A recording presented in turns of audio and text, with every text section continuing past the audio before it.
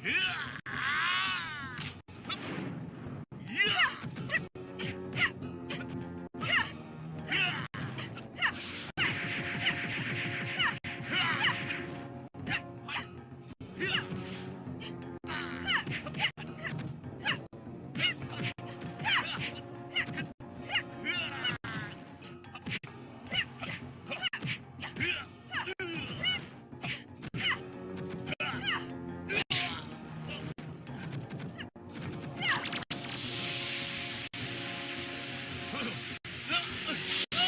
kamu nih Pawan. Kau fitnah aku.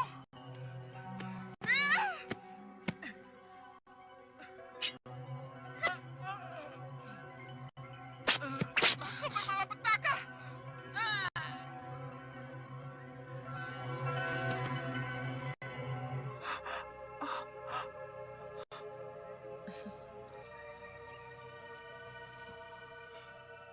Maaf Romo atas kelancangan saya. Tapi ini demi keselamatan ibu saya. Ananda benar, Raden Sumbo.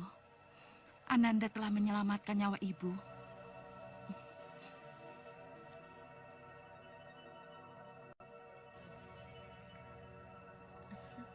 Sudah, Galuh. Kamu tidak bersalah. Yang bersalah sudah dihukum. Loro Andini, bukti adanya racun cuma ayam-ayam sekarat dan ceceran bubur itu. Sedang dua mayat yang tergeletak kini tidak cukup untuk bukti bahwa mereka saksi atau pelakunya. Tidak apa, nasi sudah menjadi bubur. Bagiku siapa pelaku... Di sebuah kerajaan yang penuh gejolak, terjadi kisah tragis yang menggetarkan. Seorang pembantu yang dulu berkhianat dan memfitnah majikannya akhirnya menemui ajal di tangan sang majikan sendiri, dengan sebilah keris yang menembus dadanya sebagai balasan atas kejahatan yang ia lakukan. Dalam kemarahan yang memuncak, sang majikan mengancam para selir lainnya, memaksa putranya untuk turun tangan demi melindungi ibunya dari ancaman yang terus menghantui. Tanpa ragu, sang putra melesatkan anak panah yang menghunjam pembantu tersebut, membawa akhir pada kekacauan yang dimulai oleh fitnahnya. Di hadapan sang ayah, ia memohon ampun, menyatakan tindakannya dilakukan demi menjaga keselamatan ibu tercinta. Tersentuh oleh pengorbanan putranya, sang ayah memutuskan bahwa tak seorang pun boleh mendekati permaisuri, kecuali Nyi Bira, pembantu setia yang ditugaskan untuk menjaga dan merawatnya.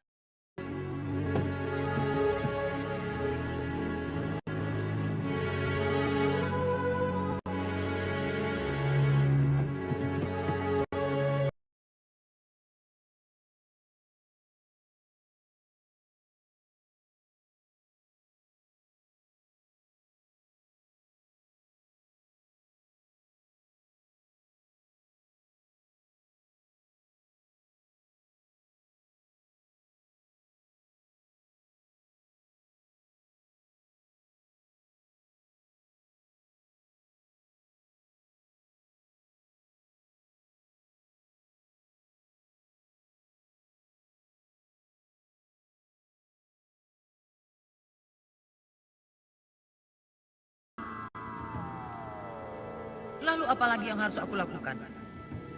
Mohon diulangi. Namun, bara amarah sang raja terhadap permaisuri tak juga padam.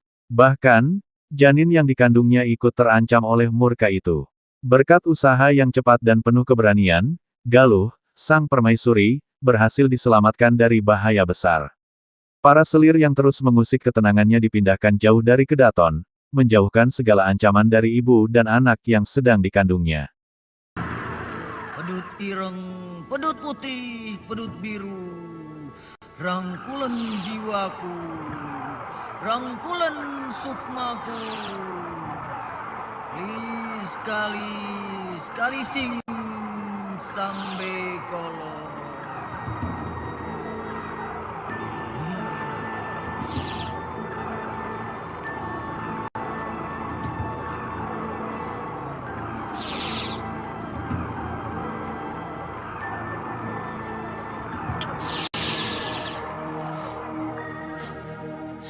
Saya siap menunggu perintah Kanjeng Ratu.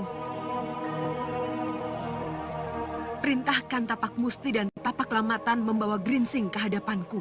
Sediko dawuh, Nyi Ratu.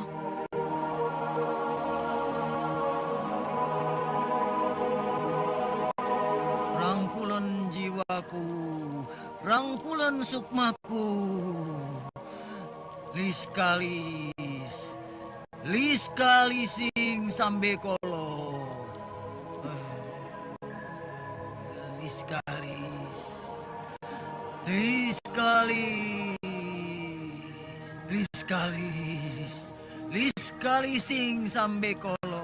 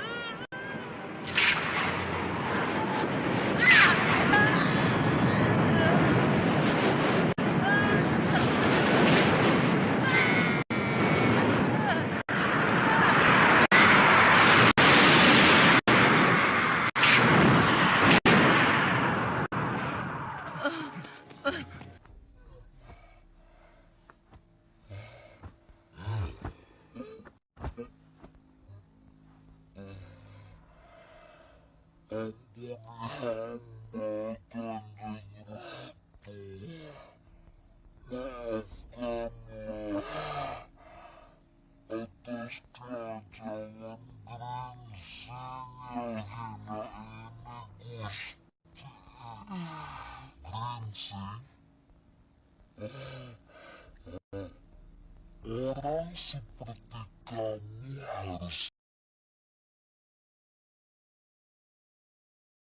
Kanjeng Ratu, ampun.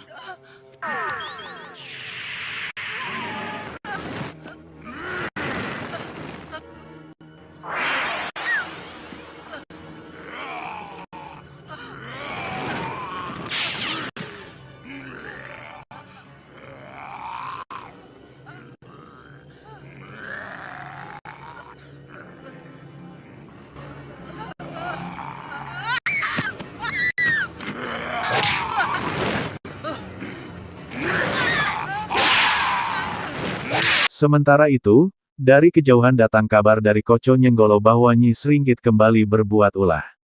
Kali ini, ia mencoba mencelakai bayi yang ada di rahim permaisuri. Dalam kemarahan yang membara, Nyai Roro Kidul, sang penguasa Laut Selatan, segera memerintahkan dua abdi dalam kedaton untuk menangkap Nyi Grinsing, seorang pemuja ilmu hitam yang menjadi dalang di balik rencana jahat ini. Dengan mantranya yang keji, Nyai Grinsing membuat permaisuri menderita kesakitan luar biasa. Cukup Bolo Ijo.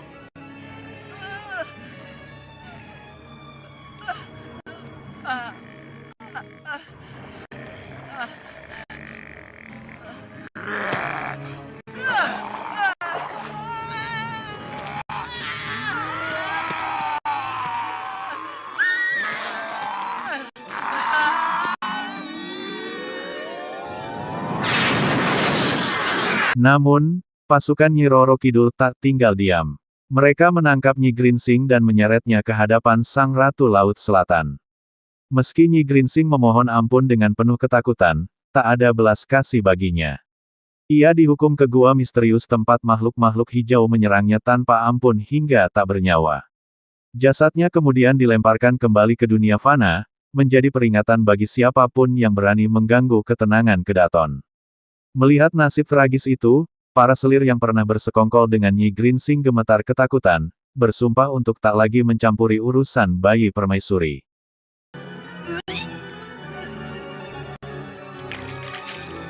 Ada apa, Nyi?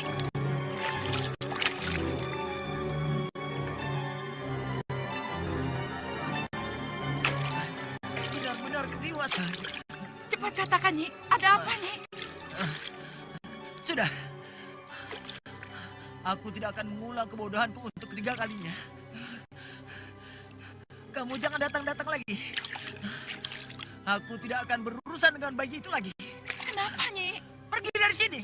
Pergi. Pergi.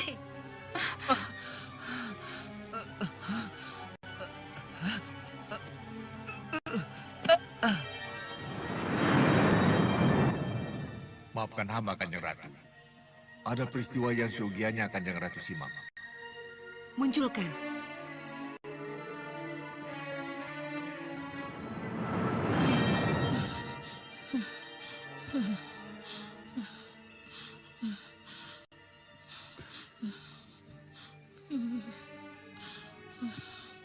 Percuma, Ki.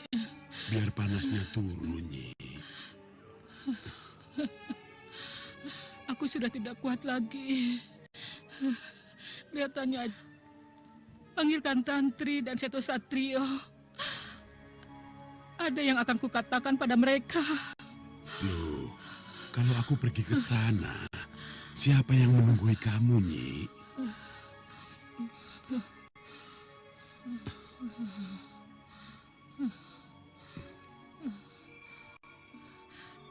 Jangan khawatir.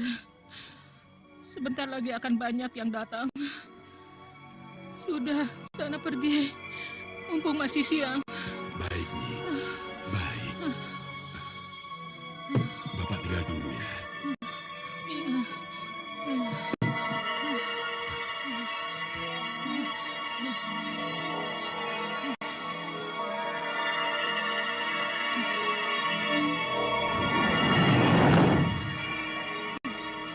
Katanya, akan kau berikan aku kehidupan abadi, Nyi Ratu. Kinilah saatnya. Kini saatnya.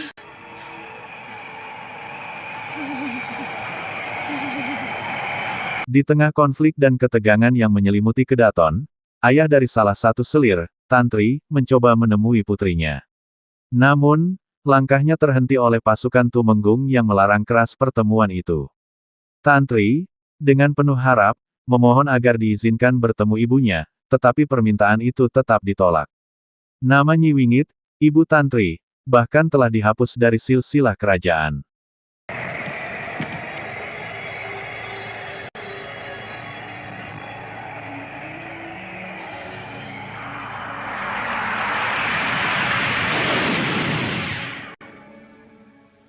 Gendeng Permoni benar-benar akan memanfaatkan wadah kasar Wingit untuk pengejawantahannya. Sedangkan jiwa Wingit akan jadi arwah penasaran. Kejam sekali kamu, Gendeng Permoni. Kejam sekali. Koca Benggala. Hamba, Kanjeng Ratu. Tugasmu selanjutnya, lakukan telik sandi ke telatah Setro Gondomayit. Aku khawatir akan banyak wingit-wingit lain yang jadi korban Gendeng Permoni. Sedekudau, Kanjeng Ratu. Hamba akan melaksanakan tugas dengan baik. Pamit mundur, Kanjeng Ratu. Mohon maaf, Kanjeng Ratu. Ada apa, Cundomanik? Tujuan Ratu Gendeng Permoni mengeluarkan secara paksa jiwa Nyi Wingit dari wadah kasarnya sudah jelas, Nyi Ratu. Ia akan memanfaatkan wadah kasar itu. Tapi, dengan siapa dia akan berhadapan sehingga memerlukan wadah kasar, kita juga belum tahu, Nyi Ratu. Ini masih ada hubungannya dengan bayi yang ada di perut Ayu Sekarsari. Kelihatannya Gendeng Permoni tahu kalau bayi itu mempunyai kelebihan wadak samudro. Mampu menampung segala macam ilmu. Kalau sampai bayi itu bisa berada dalam tangan Gendeng Permoni, maka Gendeng Permoni akan punya senopati tangguh yang bisa ia manfaatkan untuk segala kepentingan. Aku tidak bisa membayangkan kalau bayi itu jatuh ke dalam tangannya. Akan jadi apa dia? Mau apa kamu? Loh, saya ini bapaknya Dewi Tantri, selir Kanjeng Tumenggung. Saya mau ketemu anak saya. Harus ada izin lebih dulu dari Kanjeng Tumenggung.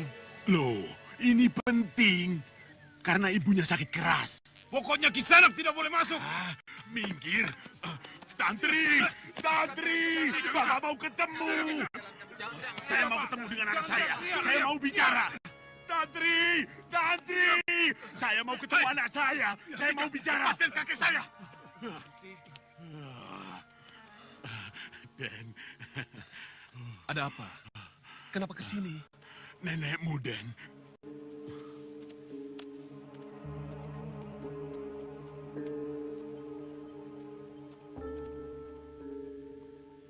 Tidak.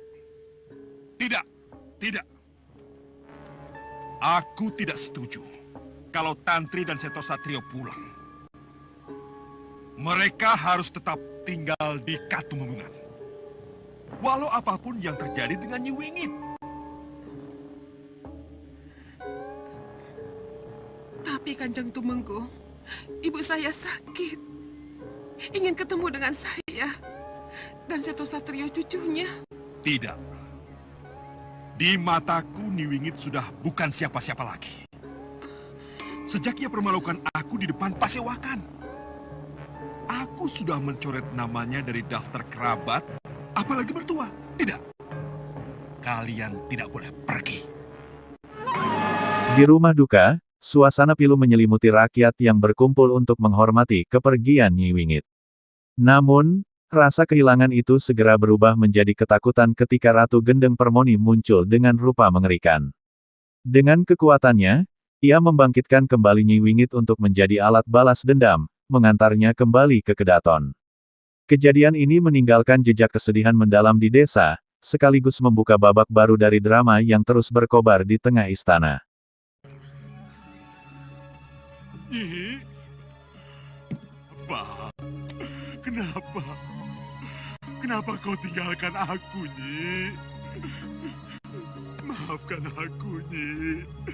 Aku tak bisa membawa Tantri dan Seto Satrio pulang. Gendeng Permoni! Apa ini artinya? Apa artinya? Hah? Apa gunanya Wingit memujamu kalau ia harus mati? Sebelum bisa membuktikan ilmumu. Sebelum membuktikan kelebihan ibumu. Apa gunanya? Dia bertapa 40 hari 40 malam. Kalau akhirnya dia harus mati. Dia belum sempat membalas sakit hatinya pada Tumenggung. Gendeng Permoni, datang kamu. Datang ke sini. Buktikan. Buktikan kehebatanmu. Buktikan ilmumu. Sebagai bukti bahwa Nyi Wingit ini memujamu. Memujamu. Memujamu.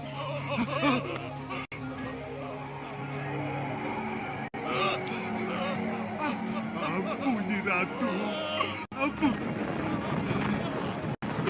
Ampuni Ratu.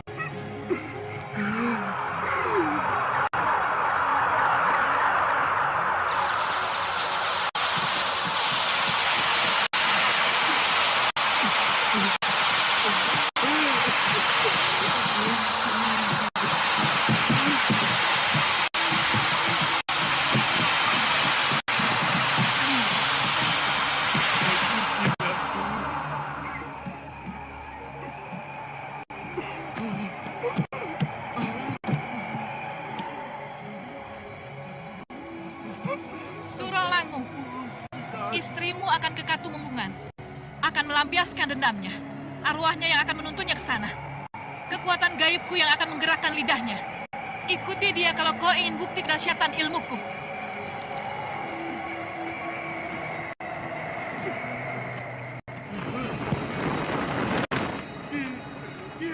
Tunggu, Nyi. Nyi, tunggu aku. Tunggu aku, Nyi.